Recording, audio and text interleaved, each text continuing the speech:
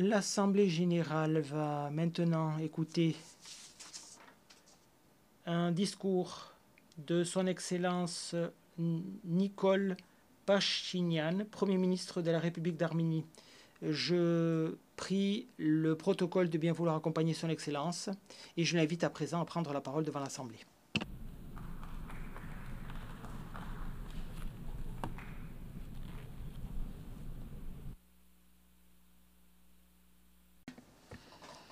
Monsieur le Président, Excellences, Mesdames et Messieurs, c'est mon 4e discours face à l'Assemblée générale des Nations unies. Et ce discours sera assez radicalement différent des discours précédents. Les messages précédents et centraux de mes discours précédents portaient sur l'impasse de la quête de paix entre l'Arménie et l'Azerbaïdjan. Mais aujourd'hui, je voudrais dire que la paix entre l'Arménie et l'Azerbaïdjan n'est pas seulement possible, elle est à notre portée. Pourquoi est-ce que je peux penser cela? Pour quelques raisons précises. Assez récemment, le 30 août, l'Arménie et l'Azerbaïdjan ont signé le règlement sur l'activité conjointe des commissions de délimitation de la frontière d'État entre les deux pays. Il s'agit du premier document juridique bilatéral signé entre les parties. Ce qui est encore plus important par rapport à ce document, c'est que l'Arménie et l'Azerbaïdjan ont convenu de faire de la déclaration d'Alma-Ata de 1991 le principe fondamental de la délimitation des frontières entre les deux pays. Et de suivre ce document. Cela signifie que l'Arménie et l'Azerbaïdjan reconfirment de jure le principe de la reconnaissance de l'intégrité territoriale l'un de l'autre et l'inviolabilité des frontières qui existaient à l'époque de l'Union soviétique, ce qui constitue un facteur fondamental pour établir la paix. Il est désormais reconfirmé de jure que les deux pays n'ont pas de revendications territoriales l'un vis-à-vis de l'autre. Ce que nous devons faire à présent, c'est de faire un pas de plus et signer l'accord sur l'instauration de la paix et l'établissement des relations interétatiques entre la République d'Arménie et la République d'Azerbaïdjan. Le président de l'Azerbaïdjan et moi-même avons affirmé à de nombreuses reprises que nous sommes à présent d'accord sur au moins 80% du dit accord. À présent, pour profiter de cette occasion historique et pour éviter tout risque d'impasse, l'Arménie propose de prendre ce qui a déjà été convenu dans le projet d'accord, de le signer, d'avoir donc un accord de paix entre l'Arménie et l'Azerbaïdjan, et ensuite de poursuivre les négociations sur les questions en suspens. Nous sommes prêts à le faire, dès maintenant. Pourquoi proposons-nous cela? Car il n'y a pas de précédent d'accord de paix, ou de n'importe quel accord en réalité, qui permettrait de réglementer et de résoudre absolument toutes les questions. Ce n'est pas possible d'un point de vue pratique. Après avoir signé n'importe quel accord, deux pays peuvent toujours avoir besoin de conclure de nouveaux accords et de mettre en place de nouveaux arrangements pour cette même raison. Peu importe à quel point un accord est complet, il restera toujours des questions importantes à traiter par la suite. Et dans le cas de l'Arménie et de l'Azerbaïdjan, les articles convenus du projet d'accord de paix contiennent bien des dispositions sur la paix, sur le fait de ne pas avoir de revendications territoriales l'un vis-à-vis de l'autre, sur le fait de ne pas formuler de telles revendications à l'avenir, des dispositions sur l'établissement de relations diplomatiques et une commission conjointe pour superviser la mise en œuvre de l'accord de paix. Une disposition sur le fait de ne pas s'ingérer dans les affaires intérieures l'un de l'autre, de ne pas recourir ou menacer de recourir à la force, et d'autres dispositions importantes. La signature de l'accord de paix avec ces articles déjà convenus, faciliterait de manière significative la résolution des questions en suspens. Les parties déjà convenues, déjà approuvées de projet d'accord de paix, nous offrent des outils pour cela. L'un de ces outils, ce sont les relations diplomatiques qui doivent être établies entre l'Arménie et l'Azerbaïdjan. Et le deuxième élément, c'est la commission conjointe Arménie-Azerbaïdjan pour superviser la mise en œuvre de l'accord de paix. Ce que je veux dire ici, c'est que l'existence d'une paix de jure entre l'Arménie et l'Azerbaïdjan serait possible avec la signature de cette proposition d'accord et l'établissement de relations diplomatiques. Tout cela aboutirait à un changement de l'atmosphère générale, un changement de la perception de nos gouvernements et de nos peuples, ce qui faciliterait de manière significative la quête d'une solution pour les questions restantes.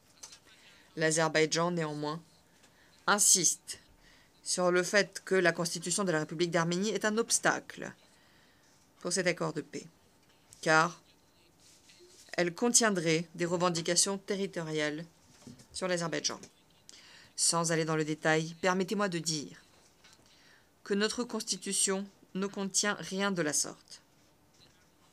Il n'y a pas de revendication territoriale à l'égard de l'Azerbaïdjan, et nous pouvons fournir par écrit et en détail des preuves de cela à tous les partenaires internationaux concernés.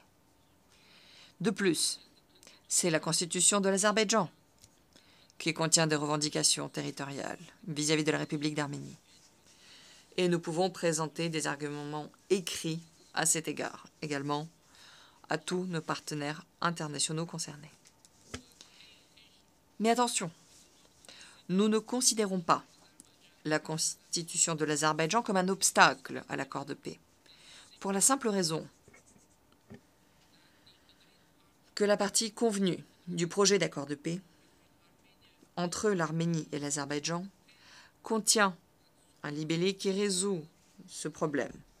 Et ce libellé est le suivant.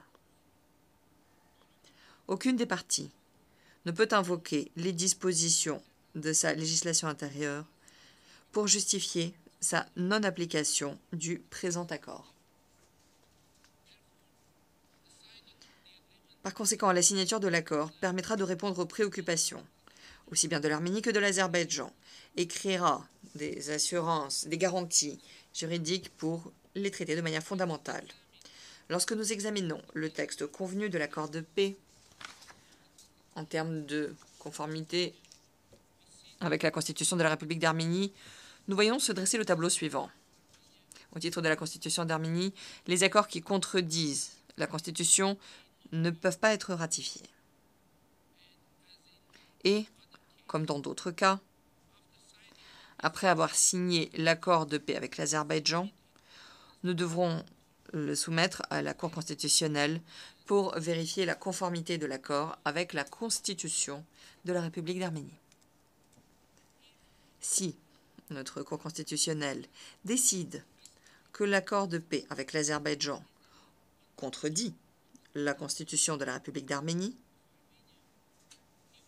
et même si nos experts assurent que cela n'arriverait vraisemblablement pas, mais peu importe, si cela se produisait, nous serions alors confrontés à une situation particulière où il faudrait amender la Constitution pour établir la paix. Mais si notre Cour constitutionnelle décide que l'accord est conforme à la Constitution de la République d'Arménie, alors il n'y aura plus aucun obstacle pour la ratification de ce texte au sein du Parlement arménien. Et c'est ici que se manifeste une circonstance particulièrement importante.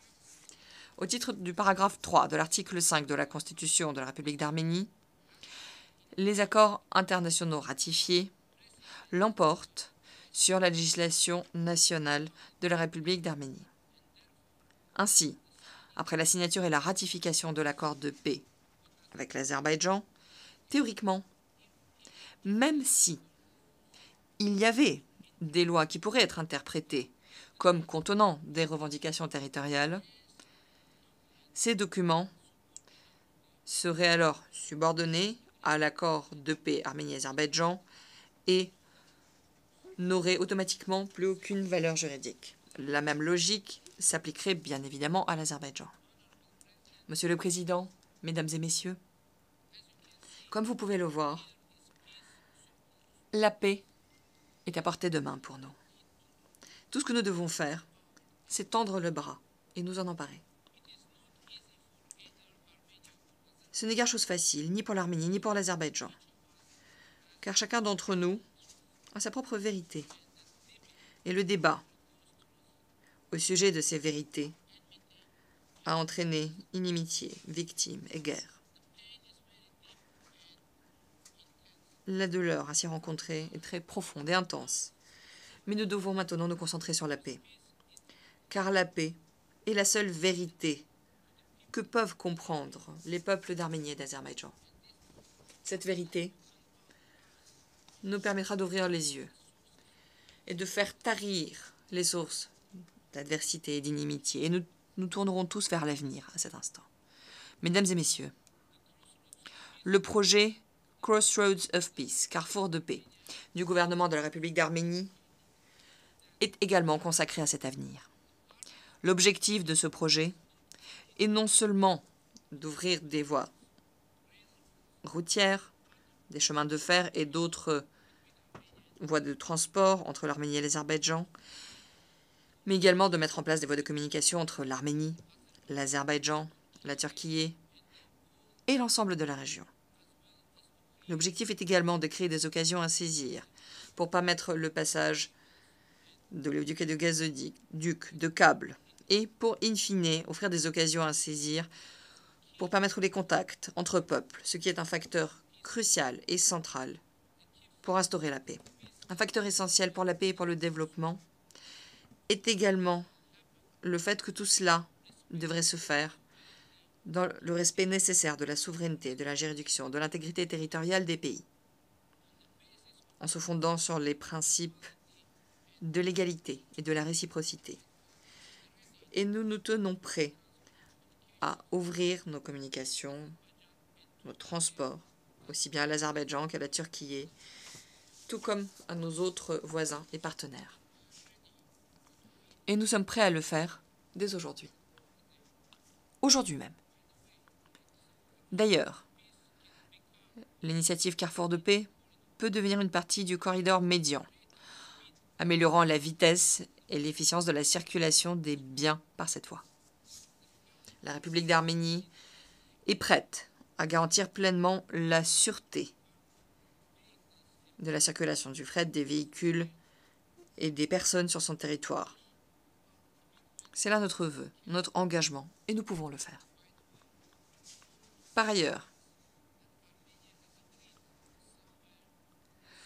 toutes ces affirmations, selon lesquelles l'Arménie aurait, quelque part dans un quelconque document, accepté que des forces tierces garantiraient la sécurité des communications sur son territoire, constituent une simple déformation de la réalité. L'engagement de l'Arménie est clair. Garantir la sûreté du fret des véhicules et des personnes sur son territoire. Et nous la garantirons. Nous la garantissons. Monsieur le Président, Mesdames et Messieurs, aujourd'hui, je veux éviter tout message négatif, préoccupant ou pessimiste. Non pas parce qu'il n'y aurait pas de tel message, mais parce qu'il est un proverbe arménien qui dit « Disons ce qui va bien, pour être bien ». Cela signifie que lorsque l'on dit de bonnes choses, ces bonnes choses tendent à devenir réalité. Il est fort possible qu'il y ait une expression analogue en Azerbaïdjan, en Turquie, en Iran, en Géorgie et dans d'autres pays du monde. Il est possible que chacun considère que cela est son proverbe. Mais disons ce qui va bien pour être bien. Ce ne sont pas des paroles en l'air. Bien évidemment, il s'agit de travailler dur et parfois de prendre des décisions difficiles. Dans mon discours, j'ai exposé les circonstances qui me donnent une bonne raison de dire ce qui va bien. pour être bien face à cette auguste assemblée. Et si nous nous appuyons sur ces différentes circonstances, de bonnes choses adviendront, lançant un processus qui fera qu'il y aura de moins en moins de circonstances qui engendreraient des processus négatifs. Merci beaucoup de votre attention.